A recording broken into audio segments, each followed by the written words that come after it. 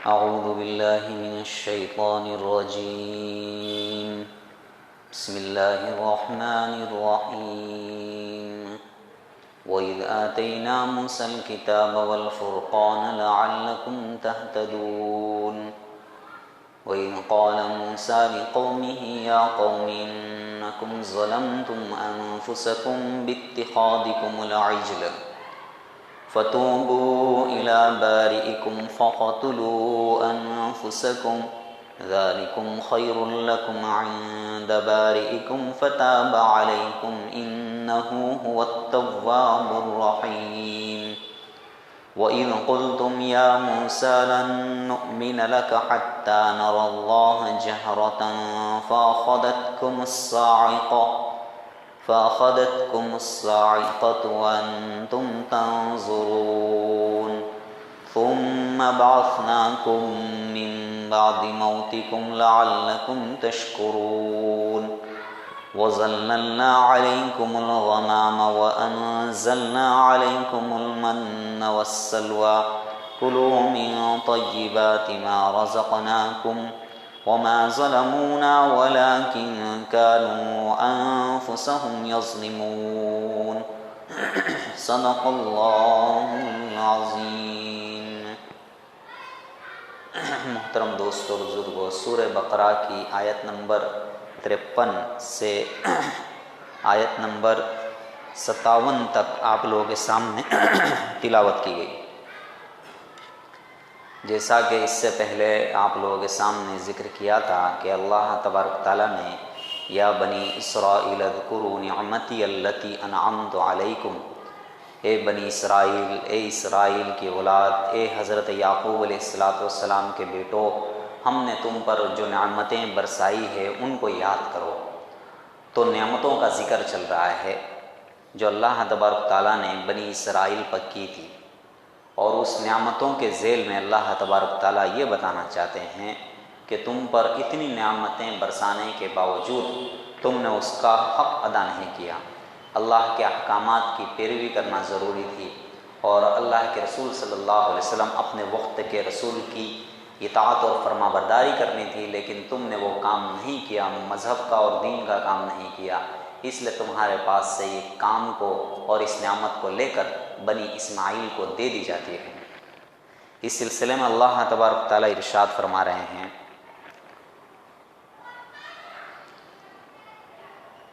وَإِذْ آتَيْنَا مُوسَى الْكِتَابَ وَالْفُرْقَانَ لَعَلَّكُمْ تَهْتَدُونَ. اور جب ہم نے حضرت موسیٰ علیہ السلام کو کتاب اور فیصلے کی چیز عطا کی تاکہ تم راہ یاب ہو جاؤ، تاکہ تم سیدھے راستے پر چلنے والے بن جاؤ. یہ اللہ تبارک تعالیٰ ارشاد فرما رہے ہیں بطور انعام کے. واقعہ یہ ہے کہ اللہ تبارک تعالیٰ نے جب حضرت موسیٰ علیہ السلام کو اور ان کی قوم کو فرعون سے نجات دے دی، اور حضرت موسیٰ علیہ السلام اور ان کی قوم بحر قلزم کو پار کر کے دوسرے کنارے پر پہنچ گئی، تو یہ ایسا ہی ہے جیسا کہ اللہ کے رسول صلی اللہ علیہ وسلم مکہ سے مدینہ پہنچ گئے. آپ کی مکی زندگی تھی، اس میں بھی دین موجود تھا، دین کے اصول موجود تھے، لیکن آپ جب مدینہ میں پہنچے تب دین کی جو تفصیلات تھی وہ تفصیلات اللہ تبارک تعالیٰ نے پیش کی. تو فرعون کے ظلم اور استبداد کے زمانے میں گویا کہ بنی اسرائیل مکی زندگی میں جی رہے تھے. فرعون کا ظلم تھا، فرعون کی حکومت تھی. اب اللہ تبارک تعالیٰ نے ان کو وہاں سے نکالا، مصر میں سے بحر قلزم کو پار کر دیا اور سامنے کی جگہ پر پہنچا دیا. اب وہاں پر فرعون کی حکومت نہیں ہے. تب اللہ تبارک تعالیٰ نے کیا کیا کہ اب تمہیں ضرورت ہے دین کے تفصیلی احکام کی. اس کے لیے اللہ تبارک تعالیٰ نے حضرت موسیٰ علیہ السلام کو کوہ طور کے اوپر 40 دن کے لیے بلایا، اور وہاں پر اللہ تبارک تعالیٰ نے ان کو توریت عطا کی. اسی بات کو اللہ تبارک تعالیٰ یہاں بیان فرما رہے ہیں کہ وَإِذْ آتَيْنَا مُوسَى الْكِتَابَ وَالْفُرْقَانَ لَعَلَّكُمْ تَهْتَدُونَ، کہ جب ہم نے موسیٰ علیہ السلام کو کتاب عطا کی. کتاب سے کیا مراد ہے؟ توراہ مراد ہے، توریت مراد ہے.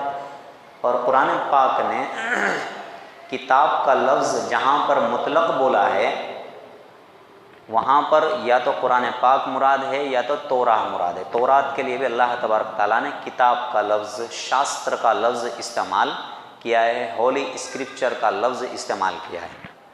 دوسرا لفظ قرآن پاک یہاں فرقان کا استعمال کرتا ہے۔ حضرت تھانوی رحمۃ اللہ علیہ نے اس کا ترجمہ فیصلے کی چیز کیا ہے، اور لفظی طور پر اگر اس کو دیکھا جائے تو اس کے معنی ہوتے ہیں ہر وہ چیز جو حق اور باطل کے درمیان میں فرق کرے وہ فرقان ہے، جو حق و باطل میں فرق کر دے وہ فرقان ہے۔ تو چونکہ توریت میں بھی یہ صفت پائی جاتی تھی کہ حق اور باطل میں وہ فرق کرنے والی تھی، انجیل میں بھی وہ چیز پائی جاتی تھی، اور قرآن پاک میں بھی وہ چیز پائی جاتی ہے، اس لیے قرآن پاک کو بھی فرقان کہا جاتا ہے، اور پچھلی کتابوں کو جو اپنی اصلی شکل میں تھی ان کو بھی فرقان کہا جاتا ہے۔ اب آج کا زمانہ جو ہے نیٹ کا زمانہ ہے اور واٹس ایپ کا زمانہ ہے، اور کچھ لوگ پیدا ہو گئے ہیں قرآن پاک کو سمجھنے کے دعوے دار، اہل قرآن اور منکرین حدیث، وہ طرح طرح کی باتیں کرتے ہیں۔ فرقان سے مراد لیتے ہیں قرآن پاک، اور نعوذ باللہ من ذالک کیا سمجھتے ہیں کہ قرآن پاک اس سے پہلے حضرت موسیٰ علیہ السلام پر نازل ہوا تھا۔ تو کہنے کا مقصد ان کا یہ ہے کہ قرآن کے جتنے بھی الفاظ ہیں اس کے لفظی معنی مراد ہیں، حالانکہ قرآن کے لفظی معنی مراد نہیں ہے، قرآن کے اصطلاحی معنی مراد ہیں۔ یعنی یہ قرآن جو آیا ہمارے پاس، اس کو سمجھنے کے لیے آپ کو لغت دیکھنے کی ضرورت نہیں ہے۔ پہلے کیا دیکھنے کی ضرورت ہے؟ اللہ کے رسول کو دیکھنے کی ضرورت ہے، صحابہ کو دیکھنے کی ضرورت ہے، تابعین کو دیکھنے کی ضرورت ہے۔ پھر اگر آخر میں کچھ نہ سمجھ میں آئے تو پھر لغت کی طرف جانے کی ضرورت ہے۔ لغت کا نمبر بعد میں آتا ہے، ڈکشنری کا نمبر بعد میں آتا ہے۔ پہلا نمبر کس کا آئے گا؟ ہم قرآن پاک کو کس سے سمجھیں گے؟ اللہ کے رسول سے سمجھیں گے، صحابہ سے سمجھیں گے، تابعین تبع تابعین سے سمجھیں گے، بزرگان دین سے، یعنی کہ جو ہماری پرمپرا ہے، جو 1400 سال کی پرمپرا ہے، اس پرمپرا سے ہم قرآن پاک کو سمجھیں گے۔ ڈکشنری کو لے کر بیٹھ کے قرآن کو سمجھنے کا نہیں ہے۔ تو قرآن کا کوش ارتھ ابھیپریت نہیں ہے، بلکہ اس کا پاریبھاشک ارتھ ابھیپریت ہے، اس کی ٹرمینولوجیکل معنی مراد ہے، اس کے لفظی معنی مراد نہیں ہے۔ تو تمام مفسرین نے یہاں پر لکھا ہے کہ کتاب سے مراد توریت ہے، اور فرقان سے مراد بھی توریت ہے۔ کتاب سے بھی مراد توریت ہے اور فرقان سے مراد بھی توریت ہے۔ یہ عطف تفسیری ہے، یعنی تفسیر کر دی گئی۔ کتاب یعنی کیا؟ یعنی فرقان، اور فرقان یعنی کیا؟ کتاب، اور کتاب سے مراد کیا ہے؟ توریت، اور فرقان سے مراد کیا ہے؟ وہ بھی توریت ہے، اس سے بھی مراد یہی ہے۔ یا بعض مفسرین نے فرقان کے معنی معجزات لیے ہیں جو حضرت موسیٰ علیہ السلام کو عطا کیے تھے، عصا تھا، اور بھی بہت سے معجزات تھے۔ یا بعض لوگوں نے فرقان کے معنی بنی اسرائیل کی فتح، کامرانی اور غلبہ مراد لیا ہے، کہ ہم نے تمہیں کتاب بھی دی اور تمہارے دشمنوں پر فتح بھی دی۔ ہم نے تمہیں توریت نام کی کتاب بھی دی اور تمہارے دشمنوں پر فتح بھی دی، تمہارے پر اتنا احسان کیا۔ مقصد کیا تھا؟ لعلکم تہتدون، تاکہ تمہیں سچا راستہ ملے، تاکہ تم راہیاب ہو جاؤ، لیکن تم نے اس پر عمل نہیں کیا اور گمراہی کی طرف بھٹکتے رہ گئے۔ اب اس گمراہی کی یہ سزا ہے کہ تمہارے پاس سے دولت نبوت کو لے کر دوسروں کو دیے جا رہی ہیں۔ آگے ارشاد فرماتے ہیں اللہ تبارک تعالیٰ، وَإِذْ قَالَ مُوسَىٰ لِقَوْمِهِ يَا قَوْمِ إِنَّكُمْ ظَلَمْتُمْ أَنفُسَكُمْ بِاتِّخَاذِكُمُ الْعِجْلَ، اور اس وقت کو یاد کرو جب حضرت موسیٰ علیہ السلام نے اپنی قوم سے کہا کہ میری قوم، انکم ظلمتم انفسکم باتخاذکم العجل، بے شک تم نے اپنی جانوں پر بڑا ظلم کیا بچھڑے کو معبود بنا کر، فتوبوا الی باریکم، تو اپنے خالق کے سامنے توبہ کرو، فاقتلوا انفسکم، تو تم اپنے آپ کو اور اپنے لوگوں کو ہی قتل کرو، ذالکم خیر لکم عند باریکم، یہ تمہارے خالق، مالک اور رازق کے نزدیک بہت ہی بہتر چیز ہے، فتاب علیکم، اللہ نے ان کی توبہ قبول کر لی، انہ هو التواب الرحیم، بے شک وہ توبہ کو قبول کرنے والا اور رحم کرنے والا ہے۔ یہ قرآن پاک کی آیت کا ترجمہ ہے۔ جب حضرت موسیٰ علیہ السلام کوہ طور پر چل پہنچ گئے اور ساتھ میں کچھ اپنے نمائندوں کو بھی لیا، تو قوم نے یہاں پر بچھڑے کی پوجا شروع کر دی. سامری نے کچھ ایسی حرکت کی جس کی وجہ سے قوم نے بچھڑے کی پوجا کرنا شروع کر دی. اسی کو بتا رہے ہیں کہ دیکھو ہم نے تمہاری ہدایت کے راستے ہموار کرنا چاہے کہ تمہیں کتاب دی جائے، توریت دی جائے تاکہ تم اس کے احکامات پر عمل کرو اور سیدھے راستے پر آ جاؤ. لیکن حضرت موسیٰ علیہ السلام کوہ طور پر گئے اور تم نے یہاں بچھڑے کی پوجا شروع کر دی. اسی بات کو بیان کر رہے ہیں. وَإِذْ قَالَ مُوسیٰ، تو حضرت موسیٰ علیہ السلام جب واپس آئے اور جب انہوں نے حالات کو دیکھا کہ قوم تو شرک کے اندر گر گئی ہے، تو انہوں نے حضرت موسیٰ علیہ السلام نے اپنی قوم سے کہا ہے، اے میری قوم، انکم ظلمتم انفسکم، تم نے اپنی جانوں پر بڑا ظلم کیا، تم نے اپنے آپ پر بڑا ظلم کیا. ظلم کس لیے کیا؟ کہ تم نے بچھڑے کی پوجا کی. تم انسان تھے، تمہاری شرافت یہ تھی کہ تم اللہ کی عبادت کرتے، لیکن تم نے اپنی شرافت کا خیال نہیں کیا، اپنی عزت کا خیال نہیں کیا، اپنی فضیلت کا خیال نہیں کیا. تم بنی اسرائیل ہو، اسرائیل کی اولاد ہو، تمہیں توحید کا علم بردار بنایا گیا تھا، تمہیں مذہب کا علم بردار بنایا گیا تھا، لیکن تم نیچے گر گئے اور سفلیت کی طرف آ کر تم نے بچھڑے کی پوجا کرنا شروع کر دی. جانوروں کی سطح پر اتر گئے، بلکہ جانوروں سے بھی نیچے چلے گئے کہ اس کی پوجا کر لی. کیونکہ جانور کی انسان پوجا کرتا ہے تو جانور کا مرتبہ بڑھ گیا نا بھائی، انسان کا مرتبہ گر گیا. تو تم نے اپنی جانوں پر ظلم کیا. کس لیے ظلم کیا؟ باتخاذکم العجل، بچھڑے کو معبود بنا کر. تو تم کیا کرو؟ فتوبوا الی باریکم، تو تم اپنے خالق کے سامنے توبہ کرو. باری اللہ کا نام ہے جس کے معنی خالق کے ہوتے ہیں. خالق کے آس پاس کے کچھ معنی ہیں، لیکن اس کے معنی عموماً خالق کے ہی کیا جاتے ہیں. تخلیق کرنے والا، پیدا کرنے والا. باریکم فاقتلوا انفسکم. دوسرا کام یہ ہوا کہ کچھ لوگ اس میں جو تھے وہ بچھڑے کی پوجا میں شریک تھے، اور بہت سے لوگ ایسے تھے جو اس بچھڑے کی پوجا میں شریک تو نہیں تھے لیکن خاموشی اختیار کیے ہوئے تھے. تو اللہ تبارک تعالیٰ نے حکم دیا، حضرت موسیٰ علیہ السلام کی شریعت کا یہ حکم ہے کہ جن لوگوں نے بچھڑے کی پوجا کی ہے ان لوگوں کو سب کو قتل کر دیا جائے. فوجداری قانون بن گیا، یعنی یہ فوجداری جرم ہو گیا. یہ مذہبی جرم نہیں ہے، صرف مذہبی جرم نہیں ہے کہ بہت بڑا پاپ ہے آخرت میں سزا ملے گی. نہیں، اللہ کے حضرت موسیٰ علیہ السلام کے زمانے میں شرک کو ایک فوجداری جرم قرار دیا گیا، اور اس کی سزا یہ تجویز کی گئی کہ جو انسان شرک کی ہے اور شرک کیا ہے، اس نے بچھڑے کی پوجا کی ہے، اس کا رشتہ داری اس کو قتل کرے، اس کا رشتہ داری اس کو قتل کرے. بائبل کے اندر اور قرآن عہد نامے کے اندر، جونو قرار کے اندر آپ باب خروج کو دیکھ لیجئے، باب استثناء کو دیکھ لیجئے، نرگمن کا جو ادھیائے ہے اس کو دیکھ لیجئے. اس میں یہ واقعے کا ذکر ہے. 3000 لوگوں کو مارا گیا، 3000 لوگوں کو مارا گیا. فاقتلوا انفسکم، تو تم اپنے اشخاص کو قتل کرو. یہ سزا ہے تمہاری. تمہاری سزا کیا ہے؟ کہ تم اپنے اشخاص کو قتل کرو. ذالکم خیر لکم عند باریکم، یہ تمہارے پالنہار کے نزدیک بہت ہی بہتر چیز ہے. کیوں؟ اس لیے کہ وہ تمہارے اندر سے تمہاری گندگی کو صاف کرے گی. تم نے جو پاپ کیا ہے، شرک کا جو پاپ کیا ہے، گناہ کیا ہے، تو اس گناہ سے تم کو وہ پاک و صاف کرے گی. جب انہوں نے توبہ کی، جب انہوں نے قتل کر ڈالا مجرمین کو، اور جو خاموش رہے تھے انہوں نے توبہ کی، فتاب علیکم، اللہ نے ان کی توبہ کو قبول کر لیا، انہیں معاف کر دیا. یہ اللہ تبارک تعالیٰ اپنے احسانات گنا رہے ہیں کہ دیکھو تمہارے ساتھ ہم نے یہ کیا، تم نے یہ کیا، اس کے بعد ہم نے تمہارے ساتھ یہ معاملہ کیا. انہ هو التواب الرحیم، بے شک وہ توبہ کا قبول کرنے والا اور رحم کرنے والا ہے. یہ اللہ تبارک تعالیٰ کی بہت ہی زبردست صفت ہے. قرآن پاک نے اس کو بہت اجاگر کر کے بیان کیا ہے، بہت صاف لفظوں میں بیان کیا ہے. ہمارے یہاں پر خدا کا تصور ایسا نہیں ہے کہ خدا معاف نہیں کر سکتا ہے. خدا معاف نہیں کر سکتا ہے، وہ خود قانون مکافات عمل کا پابند ہے، یعنی کرم کے سدھان کے ساتھ بندھا ہوا ہے. جیسا کہ جینزم کا عقیدہ ہے، جیسا کہ بودھزم کا عقیدہ ہے، جیسا کہ ہندوازم کے اندر بھی یہ چیز آ گئی ہے. ہمارے یہاں پر خدا آزاد ہے، مطلق ہے، وہ کسی کا پابند نہیں ہے، وہ کسی قانون کا پابند نہیں ہے. قانون اس نے بنایا ہے، قانون نے خدا نہیں بنایا ہے. قانون خدا کے نیچے ہے، قانون خدا کے اوپر نہیں ہے. قانون خدا کے نیچے ہے، قانون خدا کے اوپر نہیں ہے. تو اللہ تبارک تعالیٰ نے ان سب چیزوں کو پیدا کیا، اور وہ توبہ کو قبول کرتا ہے اور رحم بھی کرتا ہے.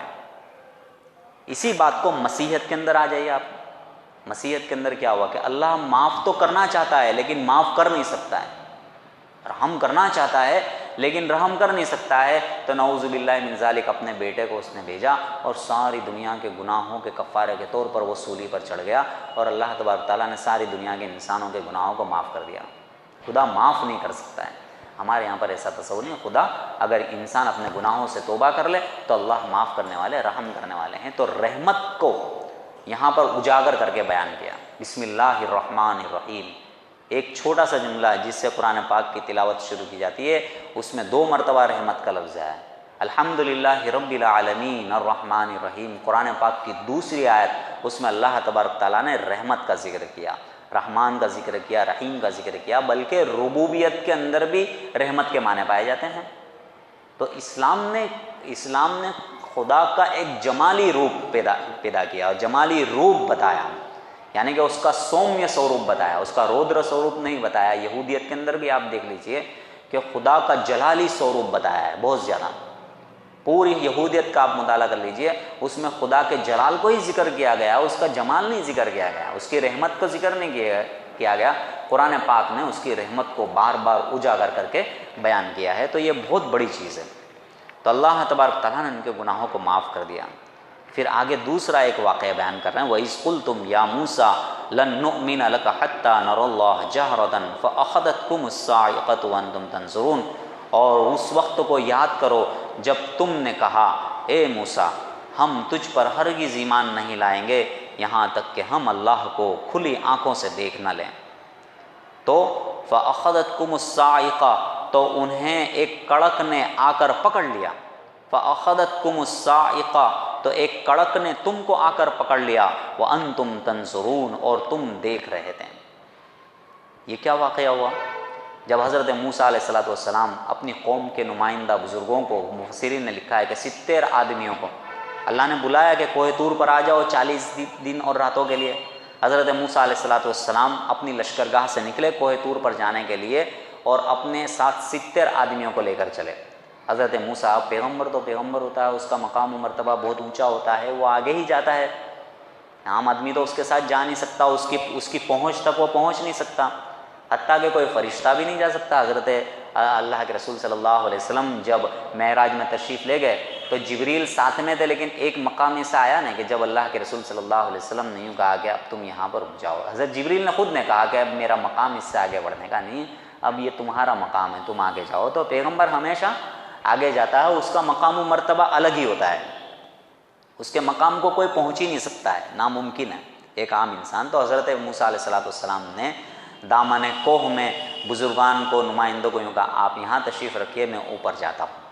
اللہ تبارک تعالیٰ نے ان کو اوپر بلایا. اللہ تبارک تعالیٰ نے ان کو شرف ہم کلامی دیا، اللہ نے ان کے ساتھ بات کی. اللہ ہر پیغمبر کے ساتھ بات کرتا ہے، لیکن حضرت موسیٰ علیہ السلام کے ساتھ ایک الگ انداز سے بات کی. اس لیے موسیٰ کو کیا کہتے ہیں؟ کلیم اللہ. موسیٰ کو کیا کہتے ہیں؟ کلیم. وکلم اللہ موسیٰ تکلیما. اور اللہ نے موسیٰ علیہ السلام سے بات کی، اپنے کہتے ہیں ان سے بات کی. تو حضرت موسیٰ علیہ السلام کا ایک خاص وصف تھا. تو جب حضرت موسیٰ علیہ السلام کوہ طور سے توراہ لے کر واپس آئے اور یوں کہا کہ اللہ نے میرے ساتھ بات کی، تو ان بزرگوں نے کیا کہا؟ ہم تو جب ہی مانیں گے جب اپنی آنکھوں سے دیکھیں گے، اپنے سر کی آنکھوں سے دیکھیں گے، کلم کلا دیکھیں گے کہ خدا تمہارے سے بات کر رہا ہے، تو مانیں گے کہ یہ خدا کی کتاب ہے، تو تم خدا کے رسول ہو، تم کو اللہ نے ہمارے پاس بھیجا ہے. یہ ہٹ دھرمی تھی، یہ انکار تھا، یہ عناد تھا، اور یہ ایک محال چیز کا طلب کرنا تھا. کیونکہ اہل سنت والجماعت کا عقیدہ کیا ہے کہ عام انسان کو اس دنیا کے اندر اللہ کا دیدار نہیں ہو سکتا ہے. عام انسان کو اس دنیا میں اللہ کا دیدار نہیں ہو سکتا، آخرت میں ہوگا.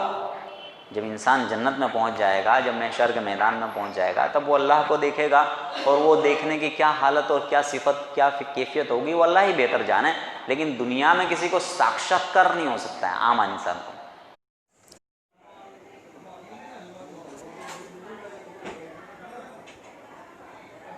تو اللہ تبارک تعالیٰ نے اس کی یہاں جڑ کاٹ دی. تو کیا ہوا؟ جب انہوں نے اس بات کی مطالبہ کیا کہ ہم تو خدا کو دیکھیں گے آنکھوں سے، اپنی چرم چکشوں سے دیکھیں گے، صاف صاف دیکھیں گے، تبھی مانیں گے۔ فَأَخَذَتْكُمُ الصَّاعِقَةُ، ایک ایسی کڑک ہوئی، ایک ایسی گرج ہوئی، ایک ایسا دھڑاکہ ہوا کہ سب مر گئے۔ فَأَخَذَتْكُمُ الصَّاعِقَةُ، پکڑ لیا تم کو ایک کڑک نے، آسمان میں ایسی آواز آئی، ایسی آواز ہوئی کہ وہ سب کے سب مر گئے۔ حضرت موسیٰ علیہ السلام نے دعا کی کہ اللہ، قوم تو ویسے ہی بہت سی گمراہیوں میں مبتلا ہے اور بڑی سرکش قوم ہے، اے اللہ اگر یہ مر گئے اور اسی حالت میں رہے تو بڑی اور مصیبتیں پیدا ہو جائے گی، اے اللہ تو ان کو پھر سے زندہ کر دیں۔ وَأَنْتُمْ تَنْظُرُونَ، آگے ارشاد فرما رہے ہیں اور یہ سب تمہاری آنکھوں کے سامنے ہوا۔ تو اللہ تبارک تعالیٰ نے حضرت موسیٰ علیہ السلام کی دعا قبول کر لی۔ ثُمَّ بَعَثْنَاكُم مِّن بَعْدِ مَوْتِكُمْ، ہم نے تمہیں تمہاری موت کے بعد پھر سے زندہ کر کے کھڑا کر دیا۔ حضرت موسیٰ علیہ السلام نے دعا کی، وہ سارے جو بزرگان جو گئے تھے نمائندے بن کر حضرت موسیٰ علیہ السلام کی دعا سے پھر سے کھڑے ہو گئے۔ مقصد کیا تھا؟ لعلکم تشکرون، تاکہ تم شکریہ ادا کرو، تاکہ تم شکریہ ادا کرو۔ لیکن تم نے شکریہ ادا نہیں کیا۔ شکریہ کس طرح ادا ہوتا ہے؟ زبان سے بھی ادا ہوتا ہے اور شکریہ ادا ہوتا ہے عمل سے بھی ادا ہوتا ہے، کہ اللہ کے احکامات کی پیروی کرنا، اللہ کے رسول صلی اللہ علیہ وسلم کے اس زمانے کے رسول کی پیروی کرنا اور ان کے فیصلوں پر راضی ہونا، تو وہ چیز تمہارے اندر نہیں ہے، تم نے شکر ادا نہیں کیا۔ تو ہمارے بار بار کی ان احسانات کا نتیجہ تو یہ ہونا چاہیے تھا کہ تمہیں شکریہ ادا کرنا چاہیے تھا، لیکن تم نے شکریہ ادا نہیں کیا، جس کی بنیاد کے اوپر تمہارے پاس سے یہ نعمت چھین لی جا رہی ہے۔ آگے اللہ تبارک تعالیٰ ارشاد فرما رہے ہیں وَظَلَّلْنَا عَلَيْكُمُ الْغَمَامَ، اور ہم نے تمہارے اوپر ابر کا سایہ کر دیا۔ اب اللہ تبارک تعالیٰ نے اس کے نتیجے میں ان کو ایک میدان کے اندر بھٹکتا چھوڑ دیا۔ مفسرین نے لکھا ہے کہ جہاں سے صبح میں چلتے تھے، شام کو کسی جگہ پہنچ جاتے تھے رات کے اندھیرے میں، وہاں پڑاؤ ڈالتے تھے۔ جب صبح ہوتی تھی تو نظر آتا تھا کہ جہاں سے چلے تھے وہیں پہنچ گئے۔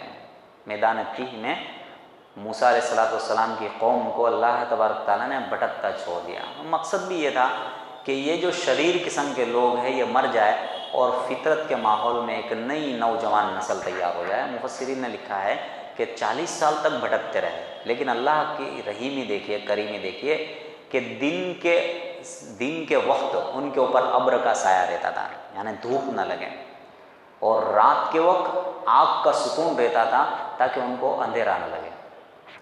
عہد نامہ قدیم کے اندر جمعہ قرار کے اندر بھی اس کا ذکر ہے، اور خود قرآن پاک بھی اس کا ذکر کر رہا ہے وَظَلَّلْنَا عَلَيْكُمُ الْغَمَامَ، اور ہم نے ان پر بادل کا سایہ کر دیا۔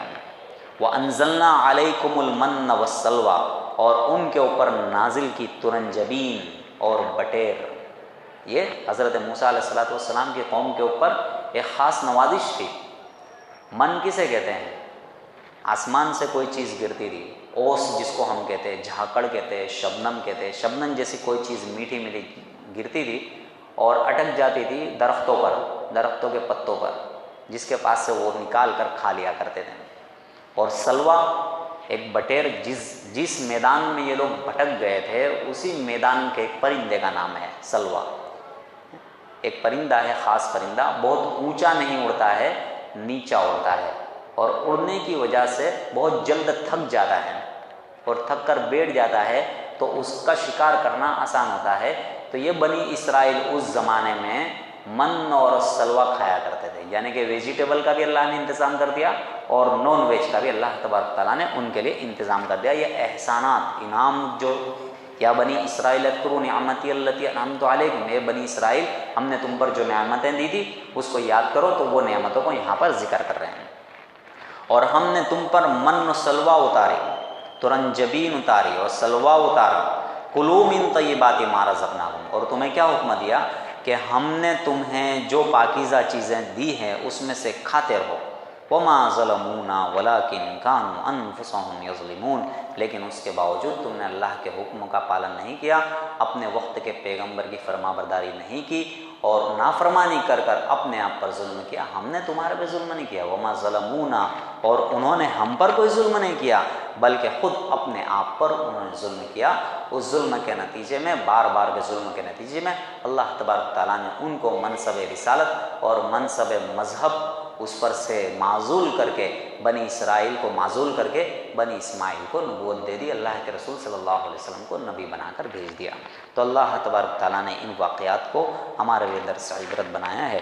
اللہ تبارک تعالیٰ ہمیں کہنے سننے اور عمل کرنے کی توفیق نصیب فرمائے۔ وآخر دعوانا الحمد للہ رب العالمین۔ مختصر دعا فرمائے۔ بسم اللہ الرحمن الرحیم، اللہم صل علی سیدنا محمد وعلی آل محمد وبارک وسلم۔ استغفر اللہ الذی لا الہ الا هو الحی القیوم اتوب الیہ، ربنا آتنا فی الدنیا حسنۃ وفی الآخرۃ حسنۃ وقنا عذاب النار۔ اے اللہ ہمارے گناہوں کو معاف فرما، خطاؤں سے درگزر فرما، آئندہ کی زندگی کے لیے ہدایت نصیب فرما۔ اے اللہ خیر کے فیصلے فرما، حاضرین مجلس کی مغفرت فرما، ہدایت عطا فرما، ان کی جائز مرادوں اور تمناؤں کو پوری فرما۔ اے اللہ تیرے احکامات پر چلنے کی، حضور پاک علیہ الصلوۃ والسلام کی سنتوں پر چلنے کی ہمیں توفیق نصیب فرما۔ اے اللہ ہماری ضرورتوں کو اور ہماری حاجتوں کو پوری فرما، ناگہانی مصیبتوں اور آفتوں سے ہماری حفاظت فرما۔ اے اللہ شریروں کی شرارت، حاسدین کے حسد، دشمنوں کی دشمنی سے ہماری حفاظت فرما۔ اے اللہ حکمرانوں کے ظلم سے ہماری حفاظت فرما۔ اے اللہ ناگہانی بیماریوں سے، نئی بیماریوں سے ہماری حفاظت فرما۔ اے اللہ یہ بیماری اگر تیری طرف سے عذاب ہے تو اے اللہ اس عذاب سے ہم پناہ چاہتے ہیں، اور اگر تیرے بندوں کی سازش ہے تو اے اللہ اس سازش سے ہم تیری عافیت طلب کرتے ہیں۔ اے اللہ ہمارے لیے خیر کے فیصلے فرما، رحم کا، کرم کا، عافیت کا معاملہ فرما۔ اللہ اس دعا کو محض اپنے فضل و کرم سے قبول فرما۔ جزا اللہ عنا محمدا بما وعده صلی اللہ علیہ وسلم۔ سبحان ربک رب العزۃ عما یصفون، وسلام علی المرسلین، الحمد للہ رب العالمین۔